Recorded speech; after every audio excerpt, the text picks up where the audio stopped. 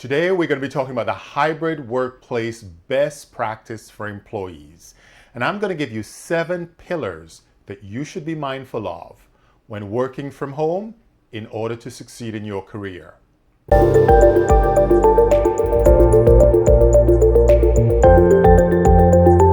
Hello, I'm Michael Robinson and welcome to my channel.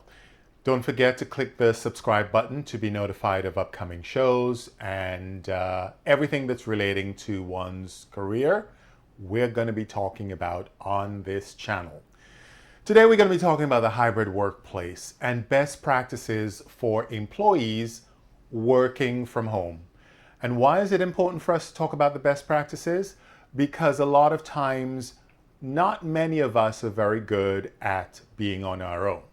We can be distracted by the telephone, we can be distracted by the television, we can be distracted by the refrigerator, or we can just be distracted in general. So I want to give you the tips that you need to be mindful of when working from home, not just because of distraction, but it is a tricky proposition, right? You have the flexibility of time, you don't have to go into the office, but you also have this immense freedom in your space. You have business and pleasure kind of intermixed. So how do you navigate all of this? And how do you stand out on the job?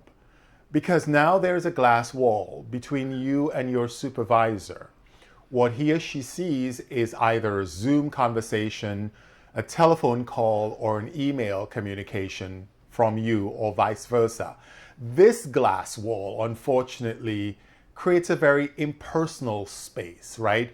You're not interacting with your boss. You don't have that physical contact that oftentimes brings about a certain level of nuance in communication, a nuance in sort of understanding the workflow and the daily efficacy of how you work and your production level.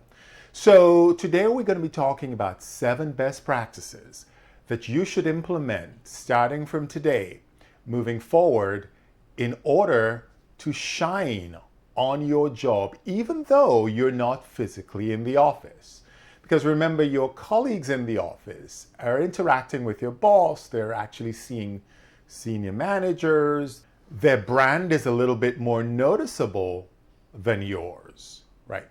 You know that saying, absence make the heart grow fonder? Well, not in this case. So what can we do to be sure that we're meeting the expectations of our job description, but excelling at the same time? Because we want to get those promotions, we want to get those maximum annual increases during our performance appraisals. So what do we need to do? Well, let's begin. Number 1, create a plan of action with set timelines for daily workflow. And why this is important? Because it gives you a guidepost to work throughout the day. It allows you the ability to be able to set timelines for yourself and see whether or not you're meeting them.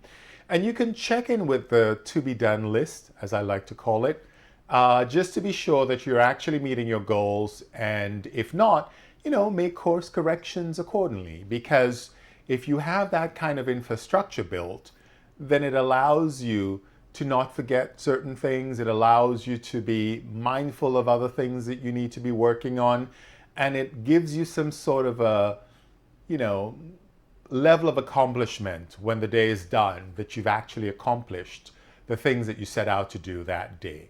Number 2, create a safe space for working by separating business from personal. And for some people, this is difficult to do because they're working from home. You might be in a studio or apartment. You might be working from a 1-bedroom apartment. You might be dealing with a husband who is also working, or a wife, or kids.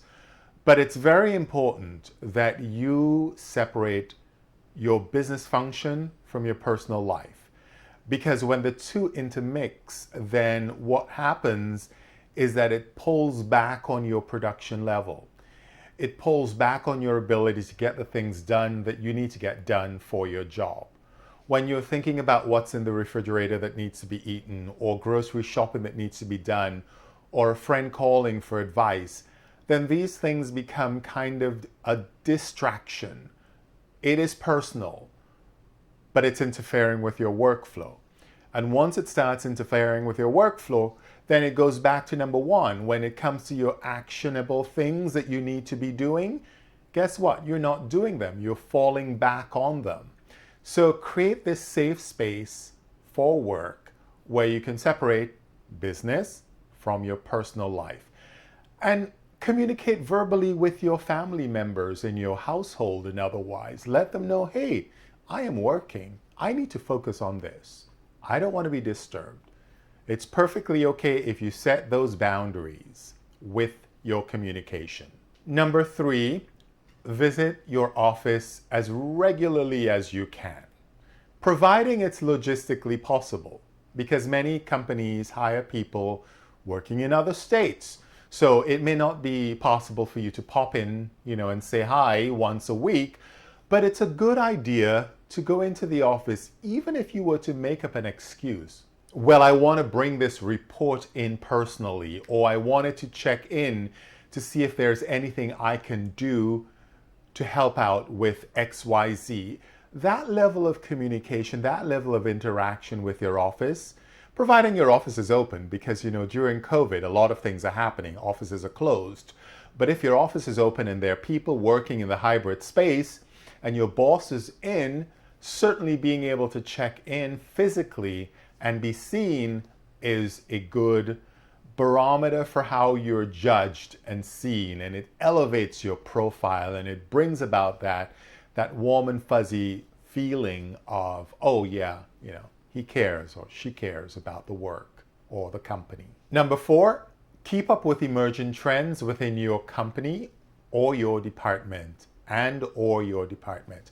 And what I mean by that is this: companies are evolving constantly, whether it's their structure, whether it's their organizational structure, whether it is their financial structure, whether it's a merger and acquisition. Maybe your department is expanding. Maybe your company is downsizing. Maybe your company is taking on new products and services. Whatever it might be, it's important that you keep up with the trends of your company and your department. Number 5 is probably obvious, but it's necessary for me to mention. Provide accurate production and reporting data. Make sure that your T's are crossed, your I's are dotted, the grammar is right, the spelling is impeccable, and the numbers on your report are completely accurate, even if you have to double check or triple check, because we all make mistakes. And the computer is not as smart as we think it is. And certainly artificial intelligence, although it's evolving and helping, and it's a little bit more precise than traditional computers were, we need to be mindful of the fact that the buck stops with us. So therefore, provide accurate reporting and accurate production when you are providing that data to your manager. Number 6, now be a team player. Now, I know you're working from home and probably your point of contact is your boss or maybe one person in your department, but it's important to be in contact with all members of your department. Have their numbers. Make sure that you're in contact, because you might need something or somebody else might need something from you, or they may know of something that's happening. And if you can have that relationship with your coworkers, it also makes you relevant when it comes to your boss, because you don't know who else in your department has a great relationship with your boss's boss, or even your boss himself or herself. The more you have a respectable, polite relationship with your colleagues, the better your chances are of elevating your profile, of being seen as a team player, of being seen as that person who goes above and beyond. And ultimately, when it comes to performance appraisal time, once again, your profile is elevated across the board, not just from, oh, you produce well, or you report well, or you communicate well, but your relationship with your team members is above and beyond. And that's what employers are looking for. They want to make sure that everybody is communicating, that everybody knows what's happening within the department. The right hand knows what the left hand is doing. And sometimes it means having to take that initiative of generating those calls or those kinds of interaction with people in your department, whether you like them or not. Just have that kind of relationship that is professional and relatable and relevant to your job. And number 7, check in and take care of yourself.